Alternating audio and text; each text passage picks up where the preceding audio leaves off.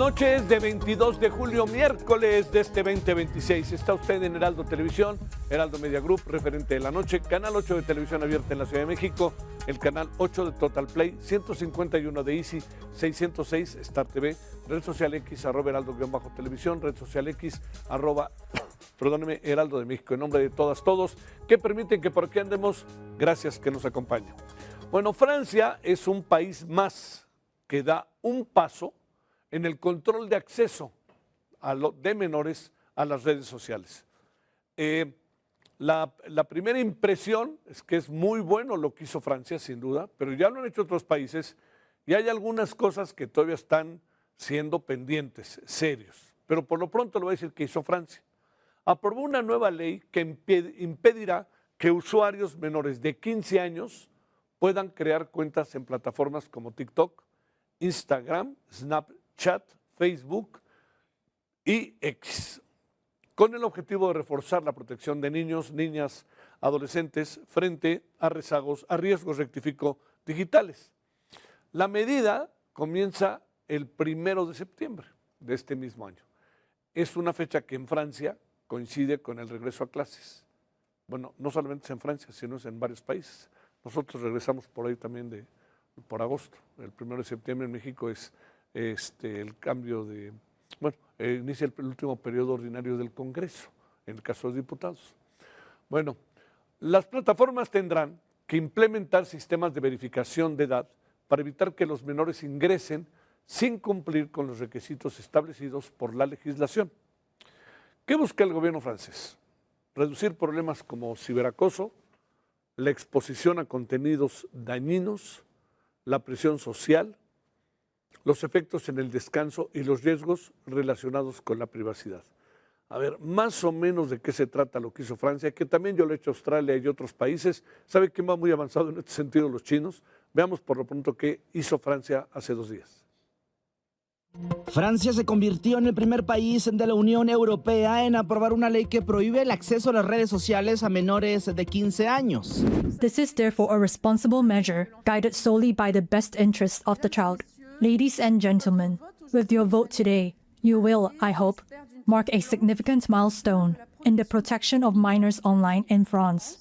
And you will also send a clear message to online platforms that we will no longer allow the use of methods that violate our laws and values and endanger our children. La medida impulsada por el presidente de aquel país busca proteger a niños y adolescentes de los efectos nocivos del entorno digital. La legislación avalada por la Asamblea Nacional y el Senado entrará en vigor el próximo 1 de septiembre, al inicio del ciclo escolar. A partir de esa fecha, plataformas como TikTok, Instagram, Facebook, Snapchat y X deberán impedir que menores de 15 años abran cuentas y tendrán un plazo de 4 meses para eliminar las ya existentes mediante sistemas de verificación de edad.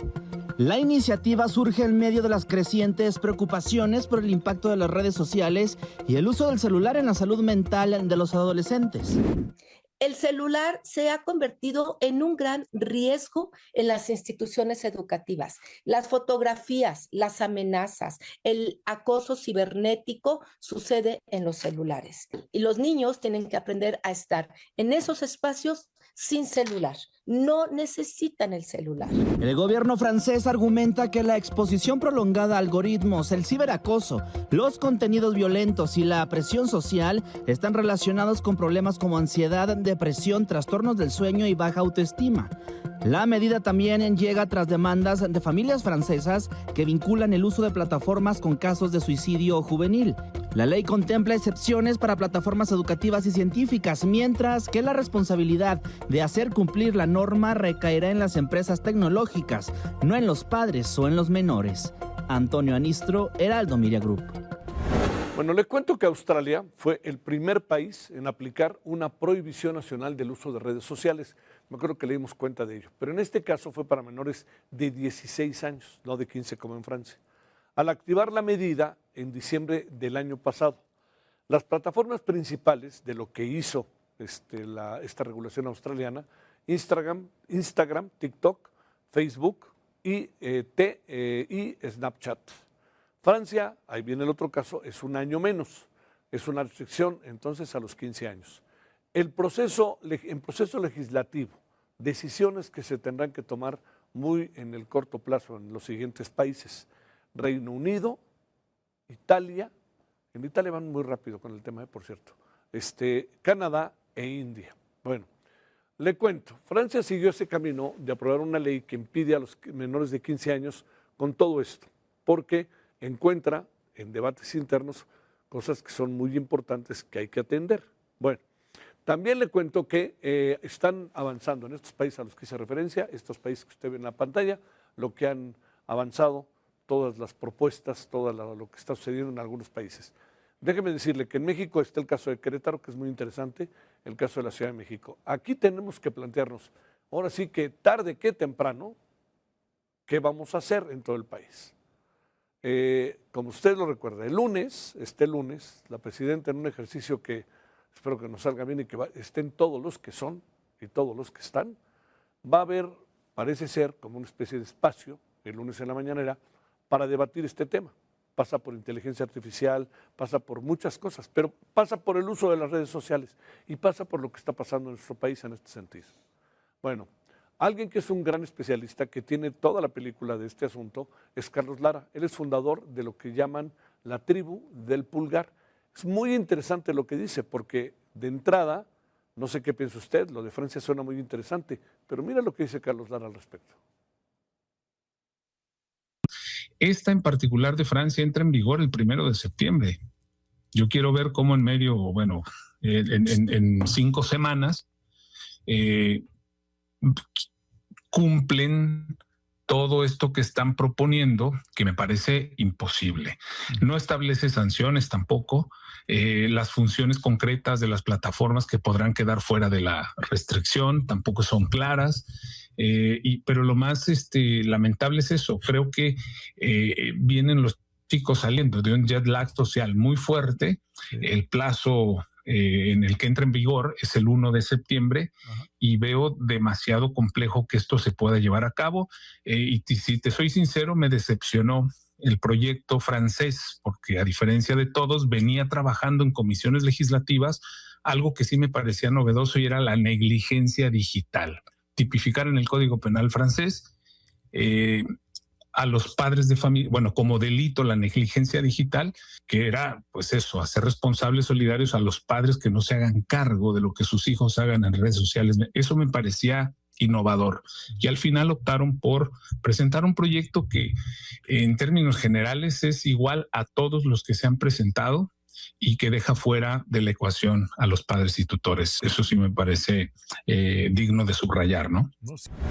Le preguntaba a Carlos, oye, entonces, ¿por qué supones que sale después de un fuerte debate? Dice, no me queda muy claro por qué razón lo están haciendo, pero hay algo que puede ser, que no tendría mucho sentido, pero puede ser. Dice, adelantarse a la decisión que va a tomar la Unión Europea. Pero como usted alcanza a apreciar, Italia ya está avanzando en el tema, Reino Unido no pertenece, está en el Brexit, que ya se la están pensando de vuelta, y al igual que la India, pero ese es un país en otro continente.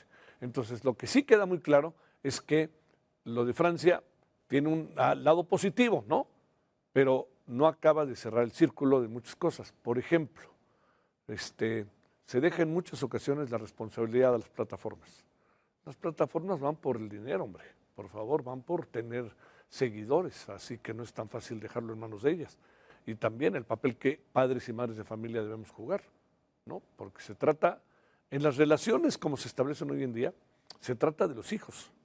Pero como están establecidas las relaciones familiares, se trata de abuelas y abuelos con los nietos, porque hay una relación ya más directa en función de la calidad de vida que es mayor, se comparte más la vida por parte de la tercera edad con los nietos, y hay otra variable importante que es, están con ellos, porque en muchas ocasiones no tienen dónde dejar a los hijos y los abuelos se convierten en quienes cuidan a los niños. Y lo digo también como un asunto positivo, no creo que soy crítico de ese tema.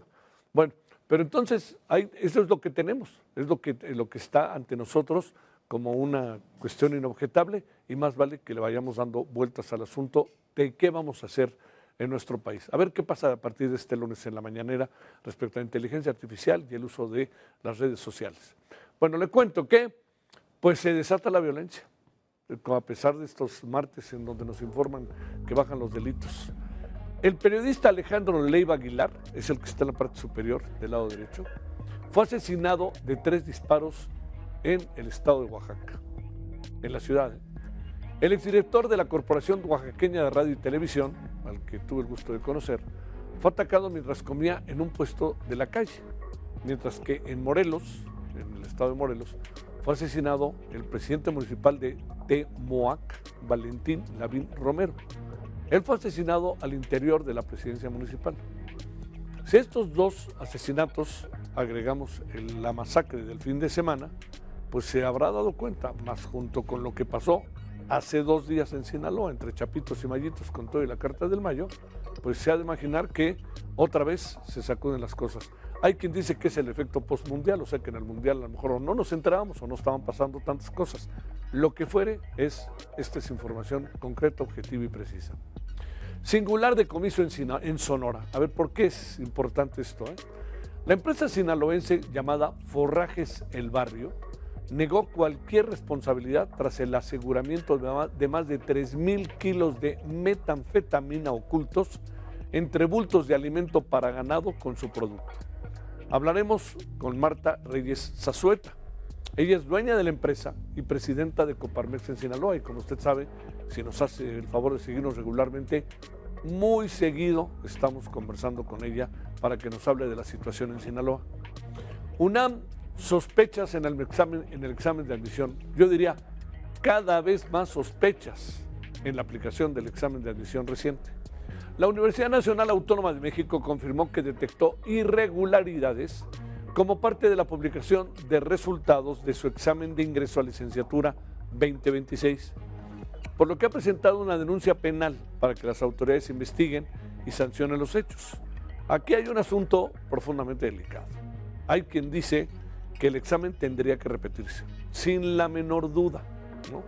Y hay quien dice que además se tiene que investigar qué fue lo que pasó. ¿Por qué, por ejemplo, entre 9 y 2 estudiantes que aspiran a entrar a la carrera de medicina en la UNAM sacaron los 120 aciertos?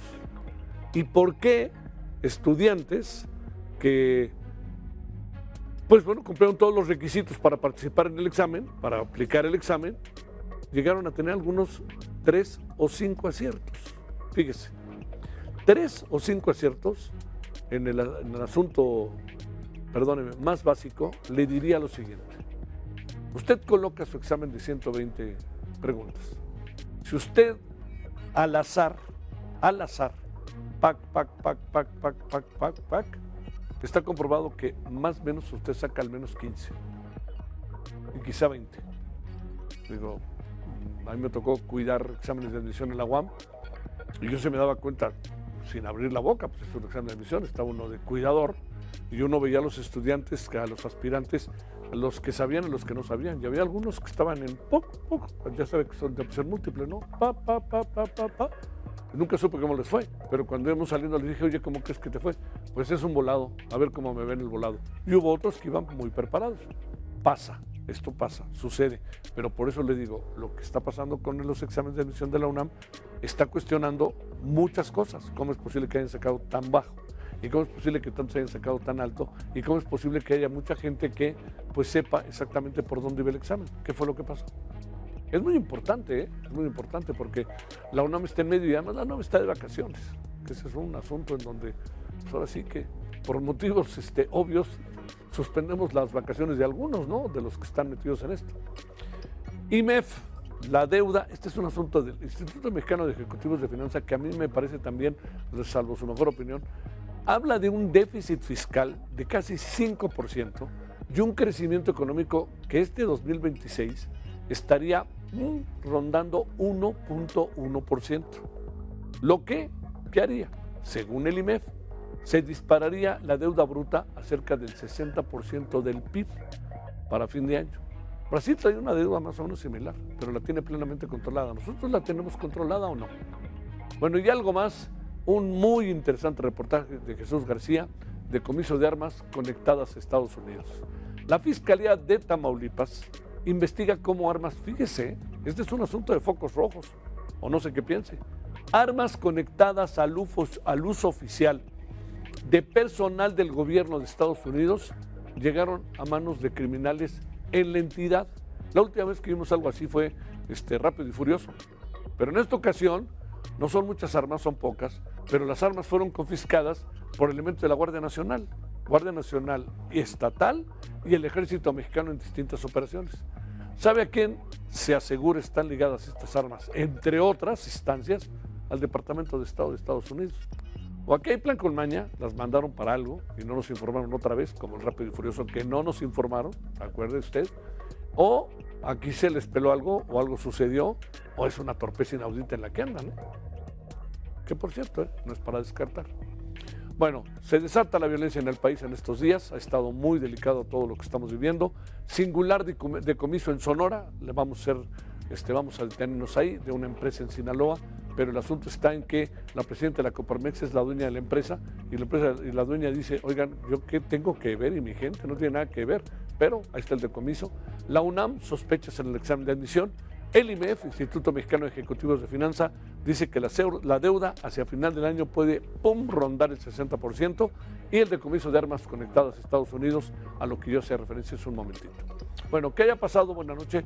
Hay un chubascazo en algunas zonas de la ciudad que ha generado muchos problemas, sobre todo para la gente que vive en el norte, en la zona donde está Indios Verdes, ya sabe, tomando la carretera a Pachuca, ¿sí? Que es entre otras, a Ecatepec, rumbo a Ecatepec, etcétera, pero lo voy a decir porque también es muy delicado, porque es una zona de un tránsito, pero brutal, fenomenal, y además pues está parado, ni para atrás ni para adelante, anda la gente, una buena cantidad de personas en esa zona.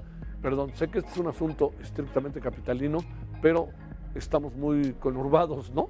Con el de Edomex y con Ecatepec, Chalco y todas estas zonas que de alguna otra manera pues están inevitablemente teniendo Cuautitlán, inevitablemente teniendo consecuencias. Bueno, vamos a la pausa entonces, pero vamos a hablar sobre ello y vamos a hablar sobre los asesinatos del alcalde de Temoac, Morelos, allá en Morelos, y Valentín Lavín y del periodista Alejandro Leiva Aguilar, conocido periodista de Oaxaca, entre otras cosas, y sumemos lo que pasó el fin de semana en Zacatecas. Muy buenas noches, ahora regresamos. Bueno, vámonos de nuevo, muchas gracias, buenas noches. Vamos a contarle cómo están las cosas aquí en el norte de la ciudad. Vamos con Javier Ruiz, nuestro reportero. ¿Qué pasa allá en la zona de Indios Verdes, Lindavista, Basílica de Guadalupe, donde está la Basílica, toda esta zona? Creo, Javier Tocayo, ¿qué pasó el día de hoy? Se cayó otra vez el cielo, ¿verdad? Así es, Tocayo, pareciera que no, todavía por la tarde había un solazo, sin embargo, pues ya cerca de las 6 de la tarde llovió de manera muy intensa, sobre todo aquí en la zona norte de la Ciudad de México, la zona más afectada, la avenida de los Insurgentes, llegando sobre todo al paradero del metro Indios Verdes. Ya hemos reportado, Tocayo, que hay aquí coladeras, sin embargo, pues es demasiada la mugre, la basura que se encuentra justamente en estas coladeras, porque pues los camiones de transporte público llegan y pues algunos de ellos hasta avientan la basura. ¿Qué provoca esto? Que cuando llueve fuerte pues se taponea todas las coladeras en este punto y comienza a incrementar pues el agua. Hay que recordar que parte del paradero pues está totalmente pues bardeado, y esto provoca que el agua luego suba y por supuesto pues se inunde. En estos momentos pues algunos elementos de la Secretaría de Seguridad Ciudadana y también personal del gobierno de la Ciudad de México que han llegado pues con algunas barretas a desasolvar, ya han retirado la mayoría pues de la basura y poco a poco están pues ya fluyendo sobre todo la circulación. Las personas tuvieron que pues descender sobre todo del Metrobús de la línea 1 que justamente conecta aquí a la zona del paradero del metro Indios Verdes. Algunos de ellos comenzaron a caminar incluso sobre la parte del acotamiento y pues de una pequeña barda que es pegada a la reja para no poderse mojar, poder brincar y justamente ya llegando a la avenida Acueducto de Guadalupe nuevamente utilizar pues el medio de transporte. Ya la buena noticia es que esto ya está disminuyendo, ya podrán avanzar un poco más constante, pero sí tenemos un verdadero caos vehicular. Desde la zona de Poniente 112, la circulación es complicada, a vuelta de rueda. Incluso pudimos observar que mientras llegábamos a este punto, algunos pues transportistas y pues también automovilistas están regresándose en sentido contrario, justamente en las incorporaciones de los laterales a los centrales. Así que hay que manejar con bastante precaución. También tuvimos oportunidad ya de checar tanto la calzada de los Ministerios, calzada de Guadalupe, Sí hay algunos encharcamientos, pero en general aquí sí el avance pues está fluyendo mucho mejor que la avenida de los Insurgentes, porque realmente pues en cada bajo puente tenemos encharcamientos de consideración. Será cuestión de todavía probablemente una hora en que ya descienda en su totalidad pues estos encharcamientos y poco a poco puedan avanzar todas las personas que se dirigen hacia la autopista o carretera México-Pachuca. De momento, ese es el reporte que tenemos, tocayo. Oye, tocayo, no puedes ni ir a Pachuca ni entrar a la ciudad. Así andamos. Sobre todo para la salida a Pachuca, todo hacia la ciudad, sí estaba encharcado, Sí. pero sí estaban avanzando los vehículos un poco, sobre todo los camiones, que muchos aprovechan de que Sí, son la altura. altos y comienzan a avanzar, y esto hace que también el agua se desborde y poco a poco vayan avanzando. Pero el problema mayor es hacia Catepec, hacia la autopista o carretera México-Pachuca, porque en este punto pues sí se elevó pues bastante el agua. La buena noticia, si lo podemos ver así, es que sí están trabajando y están retirando sobre todo pues la mayoría de la basura que desafortunadamente pues tira la gente en este punto, y esto provoca que se haga pues el tapón e inmediatamente suba el agua. Algo similar que pasa también en los puentes de la Concordia, en la salida a Puebla. Ayer justamente en la calzada General Ignacio Zaragoza llovió más intenso en ese punto, el mismo lugar, el mismo punto, es justamente en los puentes de la Concordia, y de la misma manera aquí en la zona norte, en la zona pues justamente del paradero del Metro de Indios Verdes, tocayo. Gracias, tocayo, por tu participación. Que tengas buena noche y a ver cómo le haces también para salir de ahí. Muchas gracias, buenas noches. Ahorita vemos cómo salimos en el auto, pero estamos atentos. Buenas Órale. noches, un abrazo. Con Hasta cuidado. luego. Hasta luego, bye bye.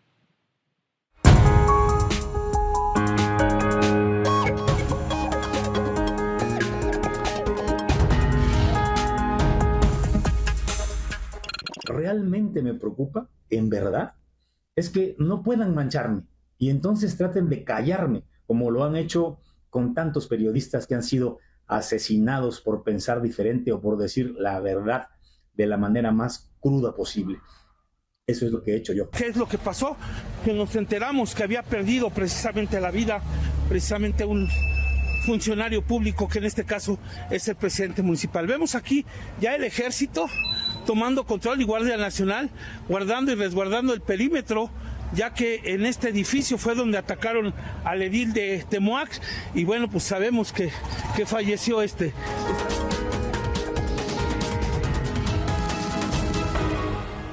Bueno, cosas rudas para el país, ¿eh? ¿Por qué? Porque son personajes claramente identificables que juegan un papel en la sociedad. Ese es el asunto, ¿no? Son un periodista, otro más, y en Oaxaca, Veracruz, en estos dos lugares en donde están pasando cosas fuertes, y el otro es un presidente municipal. Vamos, ahora sí que por partes. El periodista oaxaqueño Alejandro Leiva Aguilar fue asesinado esta mañana mientras desayunaba en la calle. Leiva Aguilar fue director de la Corporación Oaxaqueña de Radio y Televisión.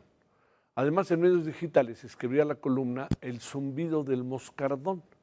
Ante esto, el fiscal general del Estado, Bernardo Rodríguez Alamilla, indicó que si bien aún no se cuentan con líneas de investigación sobre este homicidio, se analiza su labor como periodista. Esto es lo más importante, ¿no?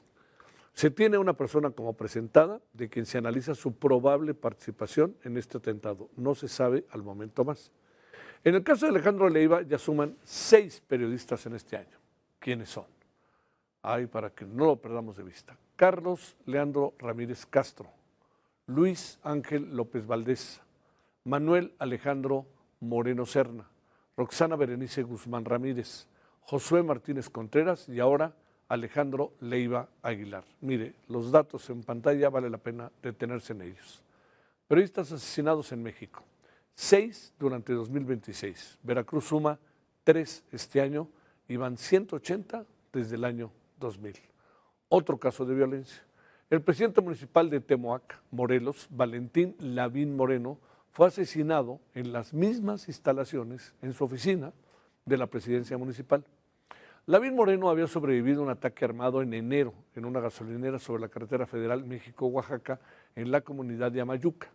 Entre los antecedentes que rodean su administración destaca la situación legal de su suegra, quien se desempeñó como tesorera municipal y fue detenida, por cierto, en 2024 y 2025 bajo investigaciones separadas que la señalaban como presunta líder de una célula delictiva operante en la región. Bueno, El otro caso de estos días, Zacatecas. Han sido ya 5 personas detenidas, entre ellas, fíjese, un menor de edad, tras el hallazgo de 10 cuerpos en diferentes puntos del estado. De igual manera, se aseguraron 1.200 dosis de narcótico, 5 vehículos que contaban con un reporte de robo, un arma de fuego, 7 cargadores y cartuchos útiles.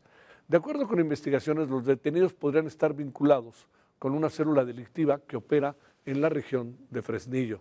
Todo esto en Zacatecas, que es un estado muy importante en términos de su ubicación geográfica, ¿no? Bueno, Ramón Celaya es especialista en inteligencia y procesos de seguridad. Querido Ramón, gracias por tu tiempo. ¿Cómo te va? Muy buenas noches. Javier, muy buenas noches. Un gusto saludarte. Sin querer forzar la máquina de buscar una relación con otro, sí te pinta un entorno del cual qué difícil está haciendo salir para el país, ¿no, Ramón? Sí, es una situación muy complicada que está involucrando a servidores públicos, a periodistas, a ciudadanos en general. Y como bien lo dices, Javier, es imposible no encontrar una relación en los dos casos, porque al final del día hay un común denominador, que es los ataques a la libertad de expresión, esta censura a todas las personas que se atreven a disentir de los actos de gobierno, que a los opositores. Entonces, en general, un escenario muy complicado para el ejercicio de la labor periodística. Como lo mencionabas, van 6 periodistas asesinados.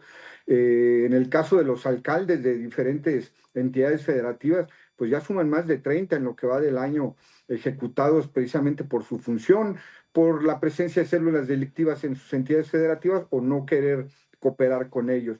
Entonces, es una situación que cada día preocupa más porque es la violencia de por medio y los cárteles que son los que están en la primera línea en ambos casos.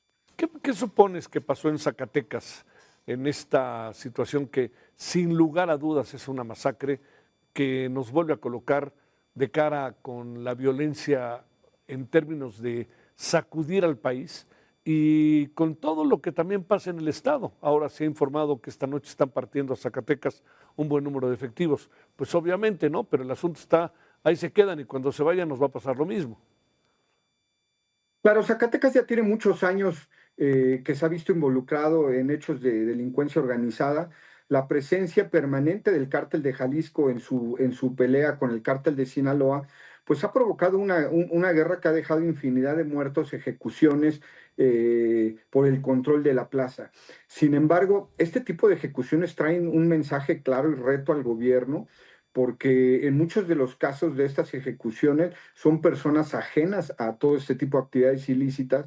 En estas 10 personas que fueron ejecutadas y colgadas de un puente peatonal se encontraban empresarios, servidores públicos, y en muchos casos, insisto, no tenían nada que ver con estos hechos.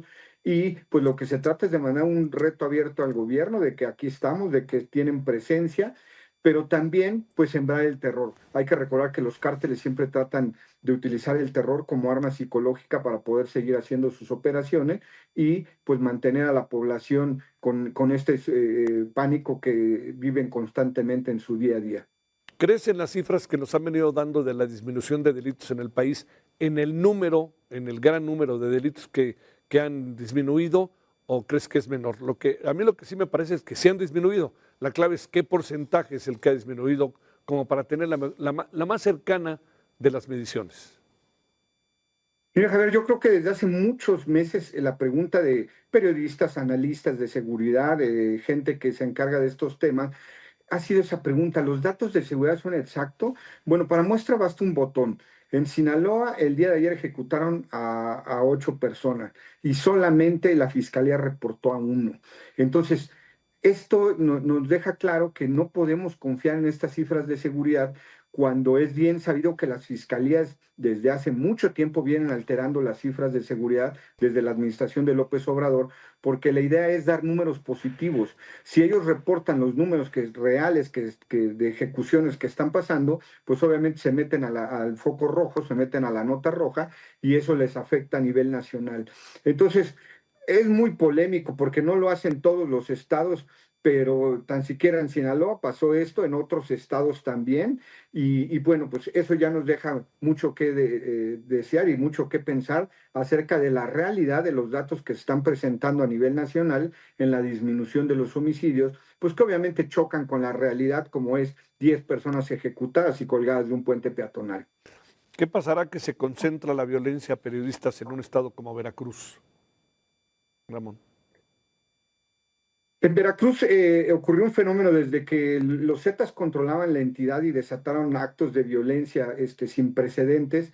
Se vino haciendo un combate desde el gobierno federal, desde la administración de Peña Nieto, y hubo una especie de control. Sin embargo, desde la administración de Cuitláhuac García y después con la actual mandataria Rocío Nale, pues los operativos vinieron disminuyéndose acorde a la política del anterior gobierno federal, que era no combatir a las organizaciones delictivas. Entonces, preocupa que cuando un periodista se atreve a alzar la voz, como en el caso del periodista que ejecutaron, pues días después o semanas después es ejecutado. Entonces, pareciera que el mensaje es más grave aún, porque no es el primero que se graba diciendo de que teme por su vida, de que... ¿Sí? Sí, adelante.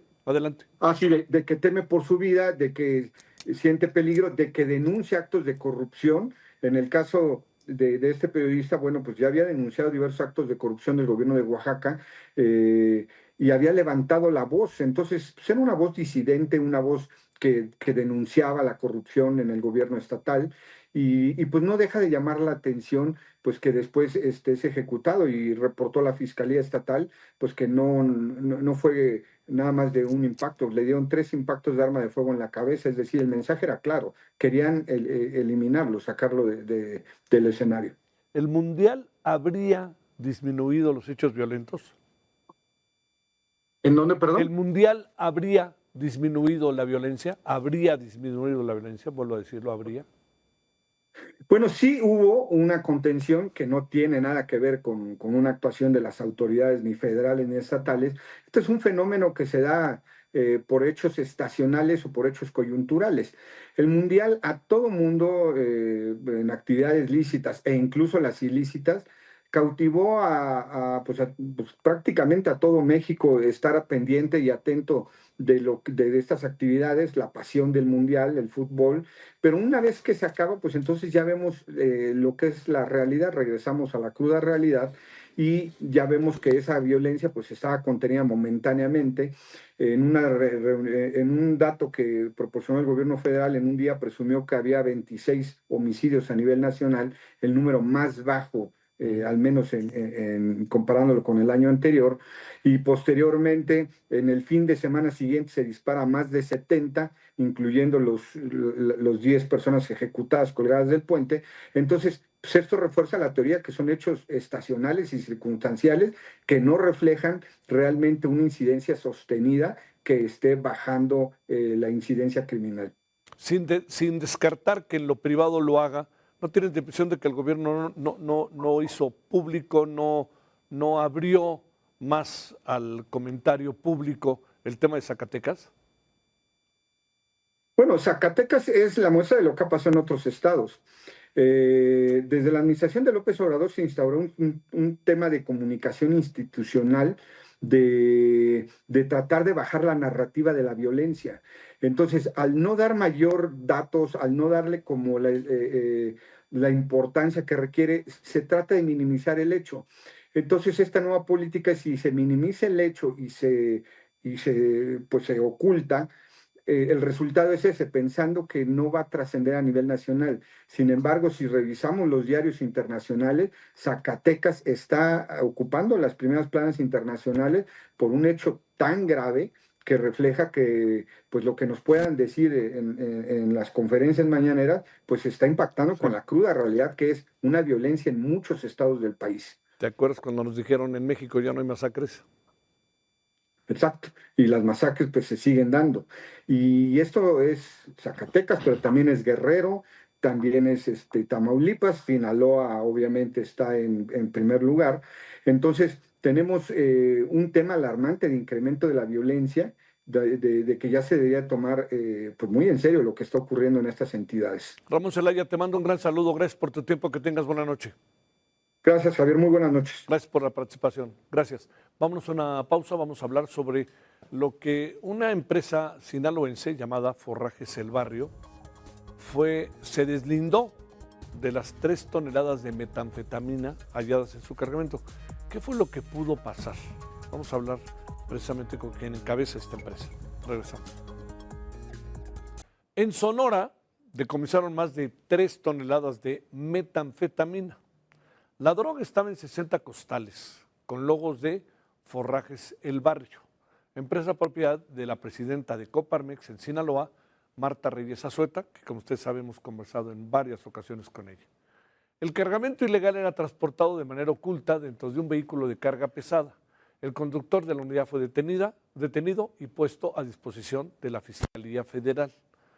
Exactamente qué fue lo que pasó, pues es lo que vamos a tratar de saber de un personaje importante en la vida empresarial de Sinaloa y además reconocida precisamente por su trabajo como empresaria, como una empresaria que defiende y está con Sinaloa. Y mire que cómo está Sinaloa.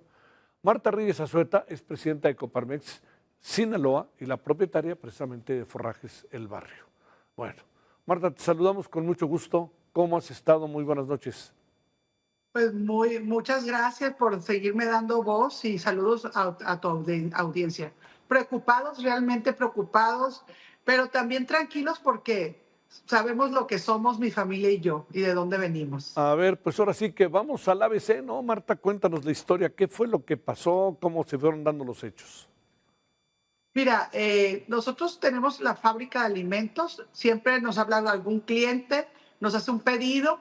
Si nosotros no se lo llevamos en nuestros transportes, ellos consiguen por medio de los fletes de las alianzas camioneras y los hacen llegar. Ellos hacen el trato directo con el transportista, nos avisan a nosotros y llegan a la fábrica.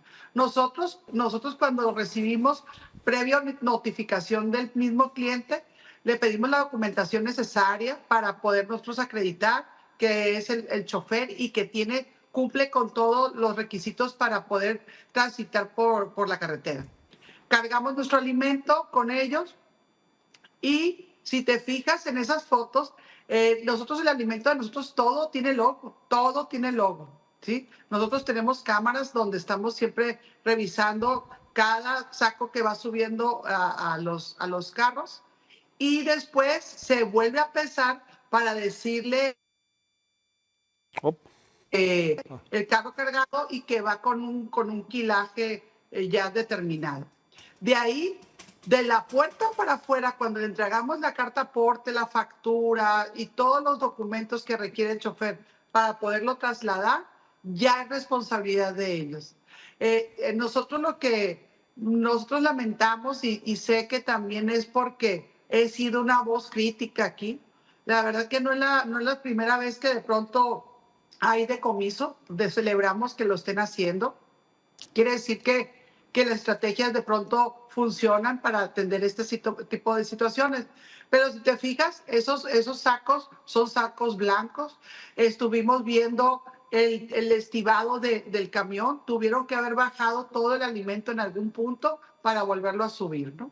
Entonces, nosotros no somos responsables de la puerta para afuera a menos que fueran nuestros transportes. Sin embargo, nosotros acreditamos que es un transporte que nos mandó el cliente, que ni es del cliente tampoco, y que fue de alguna alianza camionera. Oye, ¿cómo te fuiste enterando, Marta, de todo? Pues me fui enterando por amigos, por reporteros, que nos empezaron a hacer preguntas. La verdad que me sorprendí. Y empecé a revisar todas las redes y es cuando vi que los sacos, si te fijas, están cosidos con otros hilos. Sí. Son sacos en blanco. La verdad es que, pues, nosotros, lo que me molesta, te lo voy a decir así, sí, es que nos quieran señalar o, ¿cómo se llama?, relacionar con esa situación. Es como cuando agarran un delincuente con una marca de carro. ¿Qué van a decir? Pues los de la marca del carro son también responsables porque iba el ratero o el secuestrador. Pues claro que no. Tú vendes tu producto y hay un límite de la puerta para afuera. Ya nosotros no podemos controlar ni el envase, ni el producto, ya que se le entrega al cliente, ¿no? Oye, ¿ha habido alguna acción en tu contra desde la perspectiva judicial? ¿Te han mandado a declarar o alguna cosa así?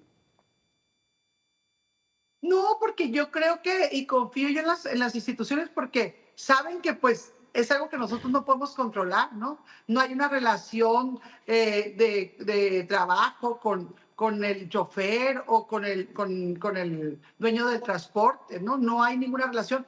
Y no nos han llamado porque creo que donde confiscaron esto fue en Sonora, Sí. ¿sí? Y pues también creo que la fiscalía tiene el criterio de saber que pues no es de nosotros y que pues agarraron ese camión para hacer su fechoría, ¿no?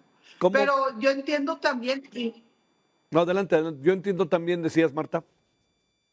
entiendo también que mucho de lo que está pasando, te lo voy a decir, son algunos medios amarillistas que aseguraron que vamos a proceder, por cierto, legalmente, aseguraron que eran transportes de nuestra empresa y que era un colaborador de nosotros, lo cual es totalmente falso. Bueno, oye, la otra. ¿Cómo van las cosas en Sinaloa? Parecía que de repente caminan, de repente no. Hace pocos días hubo también un enfrentamiento, muchas personas muertas. El señor Rocha Moya pues sigue protegido, no hay de otra, junto con otros 7, porque 2 ya se entregaron. La gobernadora, pues no sé qué tanto está gobernando o qué tanto está gobernando solo por instrumentos. ¿Qué anda pasando en Sinaloa? Y sobre todo, porque tarde que temprano el tema Rocha Moya tendrá que explotar para un lado o para otro, ¿no? Tarde que temprano. Sí, mira, pues nosotros aquí, desde ese tiempo, desde hace 22 meses, no tenemos gobernanza. No tenemos, y voy a utilizar la palabra de la presidenta, soberanía. Aquí, en Sinaloa, hace 22 meses ya no hay soberanía. En cuanto a la gobernanza, pues estamos realmente solos, porque no nada más fue el puesto del gobernador, fue el puesto del presidente municipal, de diputados, de senador, bueno, senadores todavía no, de funcionarios públicos, que en lugar de estar enfocados en cómo unir voluntades con la sociedad y con los empresarios para rescatar Sinaloa, simplemente están cuidando sus espaldas. Tan así que ahorita te puedo hablar que hay 84,000 personas desplazadas en Sinaloa. Hay 59,714 empleos menos registrados que estuvieron registrados en el IMSS. Y sobre todo, pues, la baja de cierres de negocios que van entre los 4,700 y los 5,000. Y son todos los formales. No hablemos de los informales, ¿no? Entonces, es lamentable que Sinaloa en estos 22 meses, en lugar de ir viendo nosotros cómo poder ir levantando la cabeza, cada vez creo, y lo siento así, que estamos aprendiendo a vivir agachados. Oye, la parte que corresponde a la relación que el gobierno ha establecido o ha tratado de establecer, más bien establecido, rectifico, con Rubén Rocha Moya, al que realmente lo ha defendido, diciendo que incluso no tiene elemento alguno para hablar de que hay una relación entre la delincuencia organizada y el gobernador con licencia. Llama la atención que 2 de los 10 se hayan entregado y que los 2, de uno sepamos poco o más bien nada, y el otro haya sido llevado a la corte realmente como si fuera, la verdad, un personaje de un nivel de peligrosidad brutal, que en el fondo pues era un mensaje, ¿no? No es que lo fuera o no lo fuera, sino ahí les ve el mensaje como se los mostramos a ustedes, ¿no? Te voy a decir una cosa, aquí hay 2 temas, con lo que me preguntas hay 2 situaciones. A ver. Lo que esté pasando con los funcionarios señalados es algo que a los ciudadanos no nos compete, ¿no? No podemos hacer nada al respecto de eso, ni los mismos empresarios. Eso le compete al gobierno federal. Lo que sí nos compete y nos adolece a nosotros todos los días, a los empresarios y a los sinaloenses que hemos decidido quedarnos aquí en Sinaloa, a pesar de no haber las condiciones, es que el gobierno federal debería de crear estrategias para poder rescatar, ¿sí? O más bien, sostener la sobrevivencia ahorita de la economía. Pero ahorita escuchaba también un comentarista o un entrevistado tuyo al respecto de Zacatecas. El gobierno federal hace las evaluaciones numéricas a modo para hablar de lo positivo, pero ¿quién en su sano juicio puede pasar por aquí, por las calles de Culiacán, de Mazatlán, no se diga de Cozalá, San Ignacio, Huelota, y muchas veces se vuelve un cementerio de empresas cerradas, de locales cerrados, de sueños restringidos? De hecho, ahorita estamos sacando un dato de los niños que dejaron de ir a la escuela y que vamos a ver en este inicio de clases cuántos ya no van a regresar. ¿Por qué? Porque se tuvieron que ir de aquí, o tal vez porque ya no tienen los medios los padres para poder solventar la educación, que es algo muy peligroso y que debería de ser fundamental y que debería ser por derecho que ningún niño se quede sin escuela porque sus padres no pueden sostenerlos. Oye, Marta, mucho se habla desde el gobierno federal, tanto por la presidenta como el secretario de Seguridad, de decomisos y de baja de índices delictivos. Incluye en muchos casos en Sinaloa. ¿Tú qué piensas de eso? Pues mira, pues realmente, pues desgraciadamente vivimos en esa narcocultura. Estamos pagando la consecuencia de lo que permitimos en su momento la ciudadanía y que se fue metiendo poco a poco en el ADN del sinaloense. Sin embargo, hoy yo lo veo como una oportunidad. Duele esas oportunidades porque aquí necesitamos reinventarnos los sinaloenses. Y si el gobierno federal, el gobierno estatal y el gobierno municipal no se están sumando, nos queda a nosotros los empresarios tomar el control de todo esto. Porque como lo he repetido muchas veces, la vida en Sinaloa no ha sido por las estrategias del gobierno federal, han sido por la valentía del sinaloense que tiene hambre, que tiene necesidad de salir a los pocos empleos que hay, porque quiero decirte que cayó el 35%, que les molesta en el gobierno la caída económica. El ser humano que vive aquí le cuesta 35%, le alcanza 35% menos para poder cubrir sus necesidades. Pero tengo otro número peor. Ahorita en el verano hay una cierta restricción que normalmente había cada verano, porque la gente para de comprar, la gente se va de vacaciones, o en este caso ahorita mucha gente no es que haya salido de vacaciones, simplemente está cuidando el dinero porque tiene miedo de quedarse sin trabajo. Entonces se contrae la economía alrededor de un 10 y un 15%. Agrégale entonces ese 30-35% que venimos arrastrando desde hace 22 meses, pues es una estocada final. Nosotros estamos viendo cuáles van a ser esos muertos comerciales para el cierre de julio y vamos a ver cuántos quedan para el inicio de clases. Oye, te pregunto, ¿estás tranquila con el asunto que te tocó involuntariamente vivir, Marta?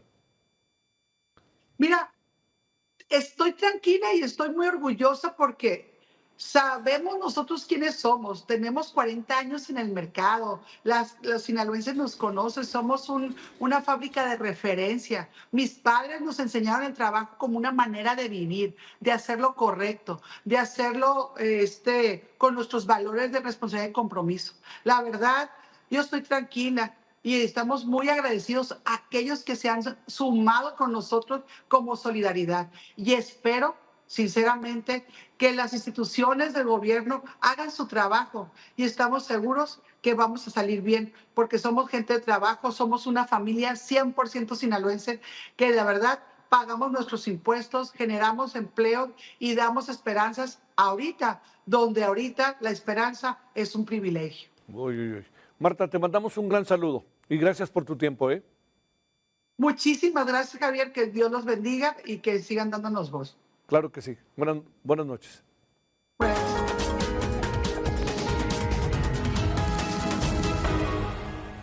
Bueno, estamos con este asunto, punto y aparte, de lo que pasó con la UNAM y su examen de admisión. La UNAM es la institución de educación superior, educación media superior y superior, más cotizada en el país, de las más cotizadas en América Latina. Una gran cantidad de estudiantes en la enseñanza de sus padres y por lo que van viendo de la UNAM, quieren formar parte de la comunidad universitaria. Resulta que se hizo el examen de admisión como todos los años y las cosas no salieron como habían salido en otros años. Siempre el examen de admisión se convierte en un elemento de foco rojo por todo lo que puede pasar en relación a él, que si pasan el examen, que si hay trampa, todo esto. Bueno, aquí hubo irregularidades ya reconocidas. El rector de la UNAM, Leonardo Lomelí Vargas, ordenó un informe sobre el proceso de selección a licenciatura 2026-2027, además de inclusión de una comisión técnica para la revisión detallada del examen que se hizo digital y los resultados. La comisión será integrada por expertos universitarios de distintas disciplinas para investigar de cabo a rabo todo el proceso de selección. La Dirección General de Administración Escolar precisó que las personas con puntaje perfecto, ojo con esto, se triplicaron. Esto significaría que el proceso de formación educativa pues está yendo para arriba o que algo pasó y no hay muchos elementos para pensar que lamentablemente nuestro proceso de formación educativa de la educación media superior está siendo cada vez, yo me atrevo a decir, más depurado, ¿no? 14 personas obtuvieron 120 aciertos. Es la cifra más alta desde el 2021 con 2 personas. 0 en 2022, 1 en 2023, 4 en 2024 y 5 en 2025. Bueno, en entrevista, hace rato conversamos con él, para Heraldo Radio, quien echó a andar un poco toda la revisión de esto es Luis Ángel Maciel. Él es doctor en Biología Experimental de la Universidad Autónoma Metropolitana Iztapalapa. Conversó para explicar las anomalías en el resultado del proceso de admisión a la UNAM en 2026. Esto nos dijo. Bueno, lo que noté fue, en principio, que el comportamiento, la distribución de los puntajes en 2025 y 2026 para la carrera de medicina, pues había cambiado completamente. En 2025 los puntajes más frecuentes rondaban los 50 aciertos de 120 preguntas que tiene el examen, y en 2026, que se aplicó por primera vez el examen en línea, pues ahora resulta que los puntajes más frecuentes rondan los 100 aciertos. Entonces, pues esto me llamó muchísimo la atención, además de diferentes cambios en las distribuciones, y pues me hizo encender alarmas pues para analizar más carreras. Oye, gente que saca 120 y gente que saca 5 aciertos. Sí, justamente, ambos extremos son estadísticamente poco probables que ocurran. Sí es cierto que cuando se aplicaba el examen presencial llegaban a haber puntajes perfectos, pero por ponerlo en un contexto, el año pasado, tomando en cuenta a todos los aspirantes, solamente hubo 4 aspirantes con puntaje perfecto. Este año, solamente para la carrera de medicina, pues hubieron, me parece que 9 puntajes perfectos, o 12, ya no recuerdo exactamente la cifra, pero pues el hecho de que una sola carrera incrementara muchísimo los puntajes perfectos llama la atención. Bueno, con enorme gusto y agradecimiento saludamos a Eduardo Bakov, presidente de Métrica Educativa, para hablar precisamente de este tema, que es el tema de la evaluación al final, ¿no? Y las presuntas irregularidades. Digo presuntas hasta que se comprueben, pero hay muchas evidencias de que las hubo. Bueno, Eduardo, con enorme gusto te saludo. ¿Cómo has estado? ¿Cómo te ha ido? Muy buenas noches. Javier, pues muy ocupado este día con muchas entrevistas y con mucha polémica respecto a lo que sucede en la UNAM, o lo que sucedió en la UNAM y la manera en cómo se puede explicar o lo que queda por no explicarse, ¿verdad? Es un tema muy importante, el proceso de ingreso a una universidad, pero especialmente al de la UNAM. A ver. Y pues sucedió algo que nunca había sucedido y ese es el tema que nos trae ahora. Ahora sí que te lo voy a plantear de esta manera, con todas las entrevistas, todos los comentarios y lo que seguramente vas a escribir para el fin de semana. Te pregunto, Eduardo, ¿cómo ves lo que pasó? ¿Cuáles son tus primeras impresiones de lo que pudo haber pasado? Mira, Javier, déjame decirte, o para empezar, que los exámenes de ingreso a las instituciones como la UNAM, pero cualquier institución grande, son instrumentos muy bien diseñados que usualmente se pilotean, que se calibran, que se prueban hasta que están bastante bien, digamos que trabajan bien y que funcionan adecuadamente. Una vez que se hace eso, las calificaciones o las puntuaciones de un año a otro prácticamente no cambian. El caso extremo que te puedo poner es la misma pregunta, si tú la haces en un año y la repites en el siguiente con una generación distinta, obtienen exactamente el mismo porcentaje de aciertos. Entonces, si tú hablas de una prueba de 120 reactivos, te deberás imaginar que el promedio o la media tampoco va a cambiar o menos cambia. Y por lo tanto, uno no espera que haya brincos como los que estaba comentando el doctor que estabas tú entrevistando hace rato.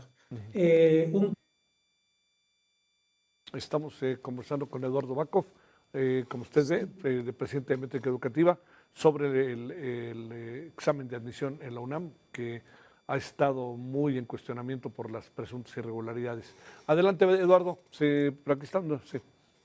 Sí, te decía que los resultados son siempre estables y que uno no espera que haya brincos, y que el haber visto que en este caso, en el 2026, hubo, digamos, incrementos de 20, 30 puntos, pues en principio no es algo que se pueda creer que pase, digamos, normalmente. Todo lo contrario. Si eso sucede, quiere decir que hay una normalidad que hay que investigar para encontrar cuál es el problema. Y dos hipótesis que rechazo rápidamente es que el examen se haya hecho más fácil. Tendrían que haberse hecho muchísimo más fácil para que eso sucediera, cosa que dudo que la UNAM lo hubiera hecho, o que los estudiantes hubieran mejorado muchísimo en sus aprendizajes, cosa que tampoco hay ninguna evidencia al respecto. Entonces, digamos,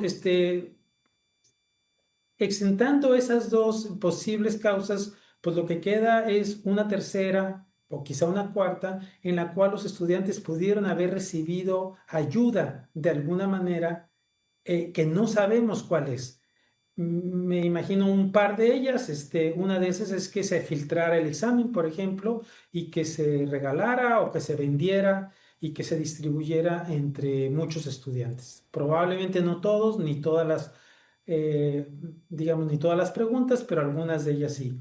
O bien que alguien hubiera montado un sistema para pasarle en tiempo real o inclusive diferido las respuestas de las preguntas de los exámenes. Recuerda que el examen se hizo en línea y se hizo en 3 semanas. Entonces, por lo tanto, hubo tiempo para que pudieran pasarse la información, y finalmente lo que estamos viendo pues es un proceso viciado que duda mucho o que presenta muchas dudas respecto a su legitimidad y a su confiabilidad.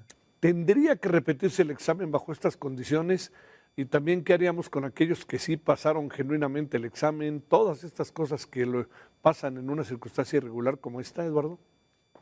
Pues mira, en algunas universidades, te platico, en la Universidad Autónoma de Baja California hace algunos años, implementaron un examen y se filtró ese examen.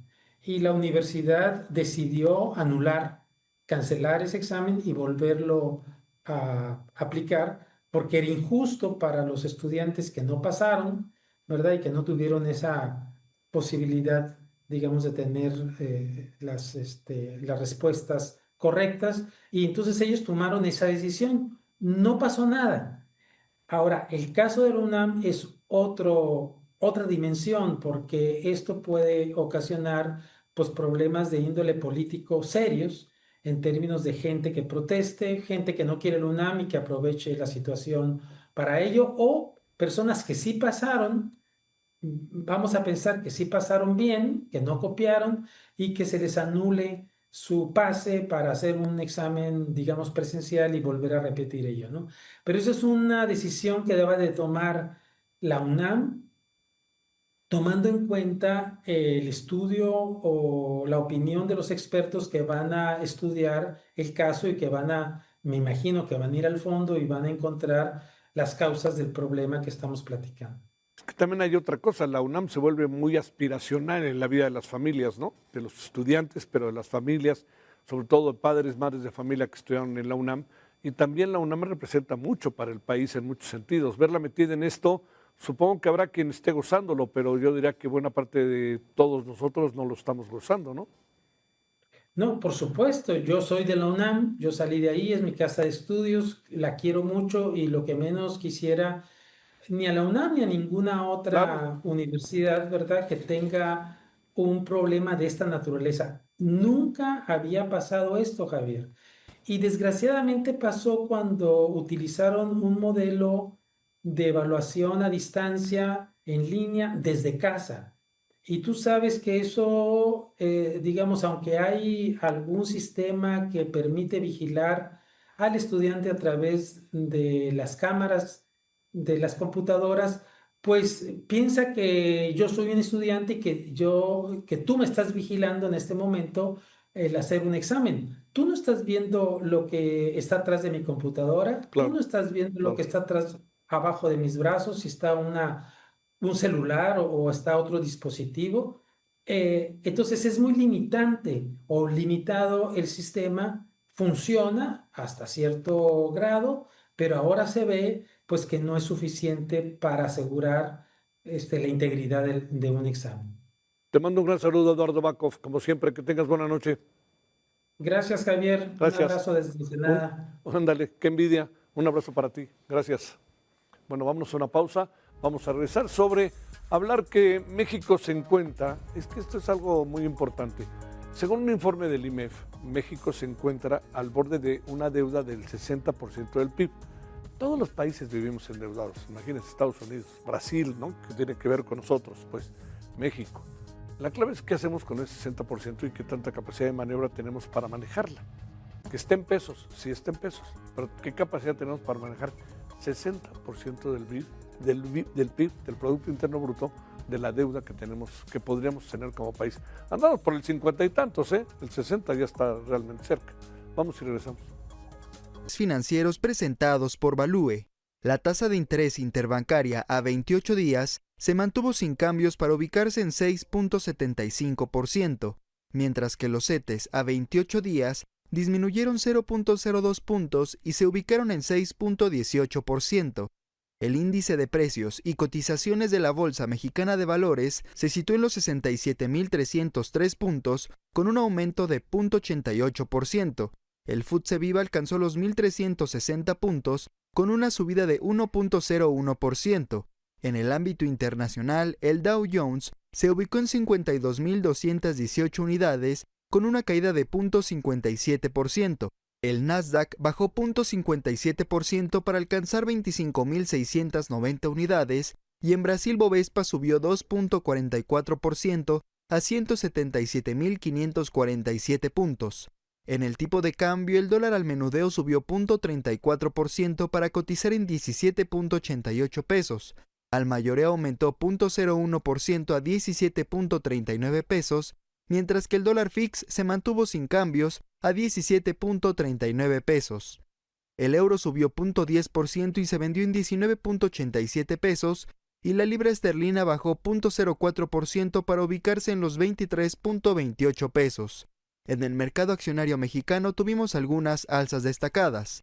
Corporación Moctezuma subió 6.92%, Sitios Latinoamérica avanzó 5.57% y Gentera 3.01%, pero también hay caídas importantes. Vasconi cayó 10.33%, Qualitas Controladora 8.66% y Grupo Cuo disminuyó 4.81%. Estos fueron los indicadores financieros más importantes del día presentados por Value.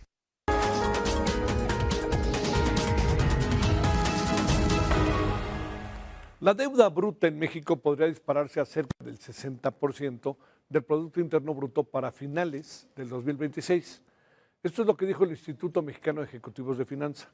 La proyección tomó en cuenta el déficit fiscal de casi el 5% y un crecimiento económico en el país de apenas 1.1% a final de año. Para este año, según especialistas, el estándar internacional plantea que el déficit fiscal no debe ser mayor a 3 o 3.5%, sobre todo para países con economías más débiles.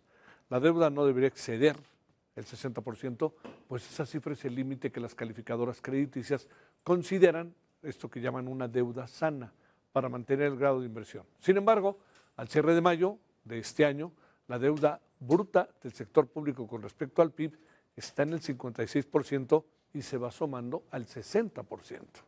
Bueno, para hablar sobre esto que se acerca, la importancia que tiene, la gravedad o no gravedad, la situación de economía del país que no crece, le agradecemos a Raúl Feliz, analista económico y profesor del CIDE. Raúl, muchas gracias por tu tiempo, gracias como siempre. ¿Cómo te va? Muy buenas noches. Muy bien, buenas noches, Javier. Gracias por tu tiempo. ¿Qué tan grave es que ronda el 60%? Que otros países están igual, pero nosotros qué capacidad de maniobra tenemos. Luego se defienden diciendo que la deuda está en pesos, pero ¿qué ves tú ahí, Raúl? Bueno, mira, debo decirte que lo tradicional en México es referirse a la deuda neta. Sí. Sin embargo, desde hace poco una persona hizo un estudio y se refirió a la deuda bruta, que es un concepto que se usa frecuentemente en países latinoamericanos. ¿Cuál es la diferencia, Javier? O sea, en realidad las tendencias de la deuda bruta y de la deuda neta son similares, pero los números son diferentes. La deuda neta es la deuda total que ha colocado el país menos los recursos líquidos que se tienen para hacerle frente a los pagos de intereses y de liquidez. Cuando calculamos la deuda neta, si mal no recuerdo, mis cálculos me dicen que la deuda neta anda rondando alrededor de 53% del PIB, no 56% del PIB. Y ese es el número que tradicionalmente hemos usado tanto en los gobiernos de la 4T como en los gobiernos anteriores. Ahora, 60, pues se llega mucho más rápido a 60 si partimos de 56 que si partimos de 53. Tú estarás de acuerdo, ¿no? Pero al final es exactamente lo mismo. Y las calificadoras no se confunden, son profesionales, no se confunden con esos números. La realidad es la siguiente. El bajo crecimiento económico que tenemos, que ha promediado 1% en los últimos 8 años, las políticas de apoyo al gasto social han generado una situación donde el déficit del sector público se mantiene entre 3.6 y 4.2%. Lo que los economistas llamamos el balance primario, o sea, ¿qué quiere decir esto? Lo que le ingresa al gobierno menos lo que gasta, pero sin incluir los intereses, se ha reducido prácticamente a cero. Durante el llamado periodo neoliberal, se logró mantener un balance primario de alrededor del 1.5, 1.6. Quiere decir, estuvimos gastando menos de lo que ingresamos, si no tomamos en cuenta los intereses. Y cuando se logra eso, tener un balance primario, se puede lograr, y se logró, que la deuda como proporción del Producto Interno Bruto se mantuviera constante o con muy poca variación y debajo del 50% del PIB. Esto es una situación donde la rigidez a la baja del déficit, el bajo crecimiento, pues sí están impulsando el tamaño de la deuda como proporción del PIB. Y si la medimos en términos brutos, es muy probable que en un par de años sí lleguemos a 60% del PIB. Sí es posible. Ahora, la calificación, ¿cuál es el tamaño óptimo de la deuda de un país? Es un tema, no existe tal cosa como que tiene que haber un número y a fuerzas ese número. Lo que necesitamos tener es capacidad de pago. Por ejemplo, Estados Unidos tiene una deuda de más de 100% del PIB. Japón casi 400 del PIB, países desarrollados, pero estos países tienen una economía rica y tienen una base fiscal muy sólida. El problema es que con la base fiscal que tenemos, Javier, donde cobramos de impuestos aproximadamente 14% del PIB, nada más de impuestos. Tenemos otros ingresos por el petróleo, etcétera. Con esa base que tenemos, no podemos sostener la deuda y ser al mismo tiempo grado de inversión. Si seguimos con la base fiscal, seguimos con estos números, con los déficits, lo más seguro es que las calificadoras son las 3 grandotas que hay en el mundo, nos van a ir quitando gradualmente el grado de inversión. Y tampoco que eso sea un pecado capital, pero es algo muy conveniente. Cuando un país tiene grado de inversión, tiene muchas cosas que se le facilitan.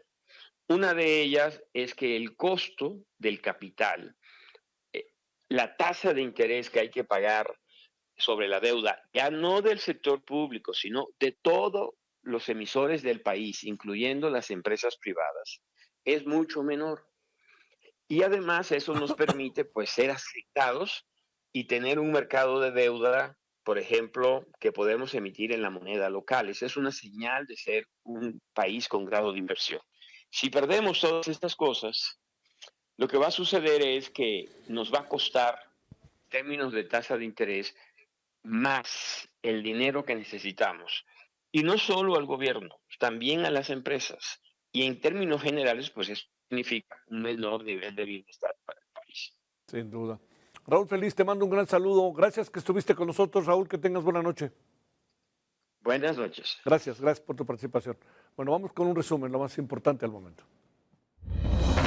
El ejército mexicano desplegó 100 elementos que partieron desde la base aérea de Santa Lucía en el Estado de México hacia Zacatecas para patrullar las zonas conurbadas de los municipios de Zacatecas, Guadalupe y Fresnillo.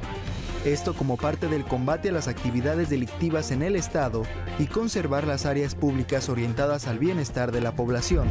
La presidenta de México, Claudia Sheinbaum, recibirá en Palacio Nacional al representante comercial de Estados Unidos, Jamieson Greer, en el marco de la tercera ronda de negociaciones por el TEMEC entre México y Estados Unidos. Estas negociaciones incluyen temas de seguridad, industria automotriz, economía y agricultura.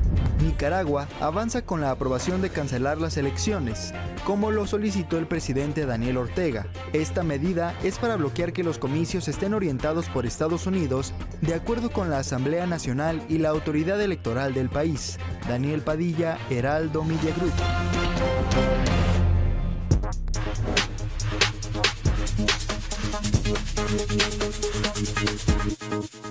Vámonos a la redacción del periódico El Heraldo de México con Francisco Nieto, editor de País y Ciudad de México. ¿Qué tiene el periódico mañana? ¿Qué trae mañana jueves el periódico? Querido Paco, te saludo con mucho gusto. Javier, ¿qué tal?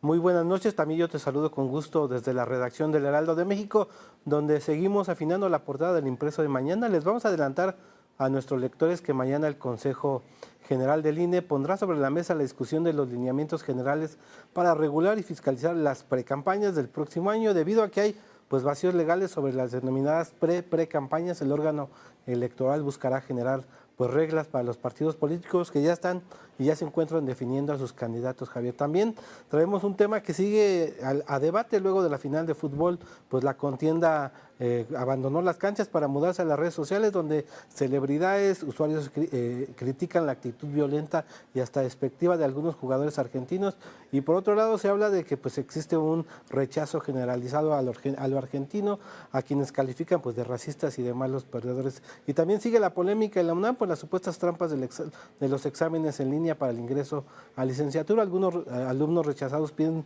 regresar a los exámenes presenciales. Varios especialistas también siguen mostrando evidencias de esta supuesta trampa y se está convocando a una marcha el próximo lunes a la rectoría, Javier. Esto es parte de lo que traemos mañana. ¿Qué tenemos mañana de suplemento, Paco?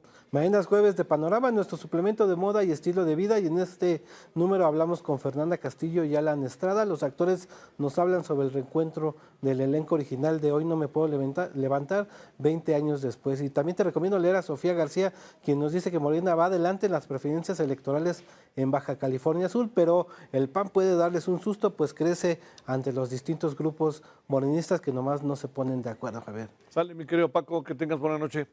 Buenas noches. Gracias, que descansen. Bueno, ya tiene usted parte de lo que ha pasado a lo largo del día, ya tiene la versión, bueno, de algunos asuntos en el periódico, ya estuvo al tanto de todo lo que sucedió.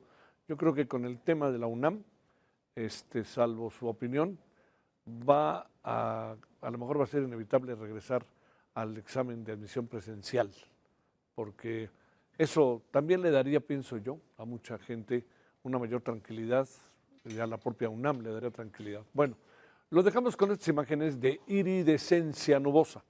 Es un fenómeno raro en el que las nubes muestran colores, así como usted lo ve, de arcoíris brillante. Se forma cuando la luz del sol se difracta al atravesar diminutas gotas de agua o cristales de hielo uniformes en nubes delgadas. Bueno, para que tenga una buena vista de noche. Ahí nos vemos mañana, estaremos a las 8 en radio, 20 horas en hora del centro, 21 horas en hora del centro, en televisión aquí mismo. Pásela bien, esperamos en el referente mañana. Adiós.